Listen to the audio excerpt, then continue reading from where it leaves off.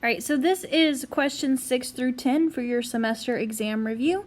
So for number 6, we have f of x equals 5 minus x over x cubed plus 2. And we want to find f prime of x. So since we have a fraction where we have x in our numerator and in our denominator, this is going to end up being quotient rule. So low d high minus high d low over low low. So low x cubed plus 2. D high, so derivative of our numerator would be negative 1. Minus high, so 5 minus x.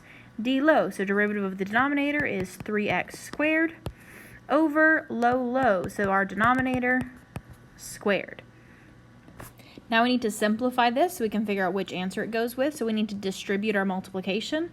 So we have x cubed times negative 1 would be negative x cubed. And 2 times negative 1 would be negative 2. Then coming over here to this side, 5 times 3x squared would be 15x squared. But then we also have this negative that needs to distribute, so it would be negative 15x squared.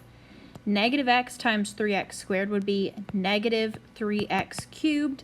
But when we distribute this negative, it becomes positive 3x cubed. Over x cubed plus 2 squared. Then we can combine our like terms. We have 3x cubed minus x cubed, which would give us 2x cubed. And then if we put this in order by power, it would be minus 15x squared minus 2 over x cubed plus 2 squared. So this matches with C. Number 7, if f is the function given by f of x equals 3x squared minus x cubed, then the average rate of change of f on the closed interval 1, 5 is what? So average rate of change, that's f of b minus f of a over b minus a. This is literally slope, y2 minus y1 over x2 minus x1. So our interval is 1, 5. So we need to do f of 5 and f of 1 because we're going to end up doing f of 5 minus f of 1 over 5 minus 1. So f of 5, 3 times 5 squared minus 5 cubed. That's 3 times 25 minus 125, which is 75 minus 125, which would be negative 50. And then f of 1, 3 times 1 squared minus 1 cubed. That's 3 minus 1, which is 2. So if we plug those in, we have negative 50 minus 2 over 5 minus 1, which is negative 52 over 4, which simplifies to be negative 13. So our answer here is B. Number 8, if f is the function given by f of x equals e to the x over 3, which of the following is an equation of the line tangent to the graph of f at the point 3, ln 4, 4? So equation of the line, tangent to the curve. That means we need to take our derivative and then use the formula y equals m times x minus x1 plus y1. That's our point slope form. But to find m in this equation, that's our derivative. So we need to take our derivative. So f prime of x is equal to, so the derivative of e to any power is e to that same power, times, chain rule, the derivative of the power. So the derivative of x over 3 is 1/3, because remember x over 3 means the same thing as 1/3 x, and derivative of that would be 1/3. So this is our derivative. But if we want the slope at the point 3 ln 4, 4, we need to plug in our x value, which is 3 ln 4. So we have e to the power of 3 ln 4 over 3 times 1/3. Well, then we can simplify our power. So 3 over 3 would cancel, and we get e to the ln 4 times 1/3. And then e to the power of ln is going to cancel out, and we get 4 times 1/3, which is 4 over 3. So 4 over 3 is our slope. And just on that alone, I can tell that the answer has to be A, because that's the only one which has 4/3. But just as a refresher, y equals m times x minus x1 plus y1. So y equals, our slope was 4/3, because that was our derivative at that point.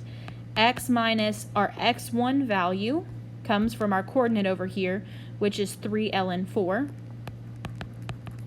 plus our y coordinate, again from this point, which is 4.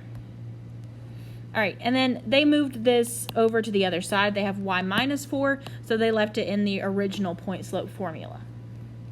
All right, and then number 9, we have x squared plus xy minus 3y equals 3. Then at the point 2, 1, we want to find what dy dx is equal to. So dy dx, we got to take our derivative. So the derivative of x squared is going to be 2x. And then when we take the derivative of xy, that's x times y. So to be able to take the derivative of x times y, we have to use the product rule.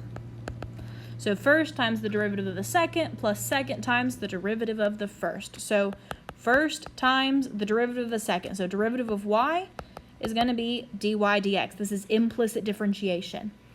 Plus the second, so y, times the derivative of the first. Well, the derivative of x is just 1. And then derivative of minus 3y is going to be negative 3. And then since we took the derivative of y, we need dy dx equals derivative of 3 is 0. All right, now we need to get all of our dy dx's on one side and everything else on the other side. So I need to get rid of the 2x because that doesn't have a dy dx attached to it. And then this y right here, y times 1, we need to move that over as well because it's not being attached to dy dx. So we end up with x dy dx minus 3 dy dx equals negative 2x minus y. Then we factor out the dy dx and we get x minus 3 equals negative 2x minus y. And then we can divide both sides by x minus 3 to get dy dx by itself. So dy dx is negative 2x minus y over x minus 3. But then it wants that derivative at the point 2, 1. So now we need to take this and evaluate it at the point 2, 1, which means we're going to plug in 2 for x and 1 for y. So we're going to have negative 2 times 2 minus 1 over 2 minus 3. Negative 2 times 2 is negative 4 minus 1. 2 minus 3 is negative 1.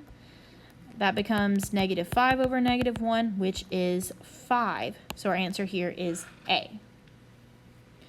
All right, and then last one for this video, the graph of f prime, the derivative of the function f, is shown in the figure above. Which of the following statements must be true? So we have our derivative for our function f. So the first one is f is continuous on the open interval a, b. So this is true because we have the derivative. If the derivative from a to b exists, then the graph has to also be continuous. Part of something being differentiable is it has to also be continuous. That's one of our definitions of what makes something differentiable, is it has to be continuous. Okay, the next one says f is decreasing on the open interval AB.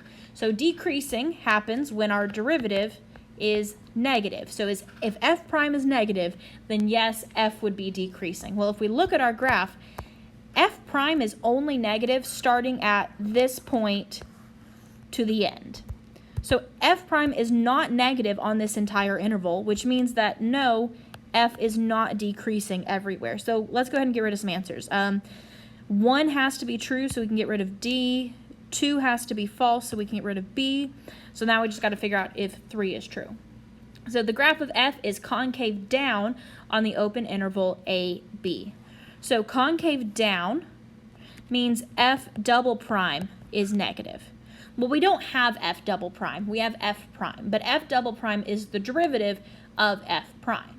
So if the derivative is negative, that means the function is decreasing. So another way of thinking about concavity, concave down means f prime is decreasing. If f prime is decreasing, that also means that it's concave, f is concave down. So in this case, this line is decreasing. It's always going down.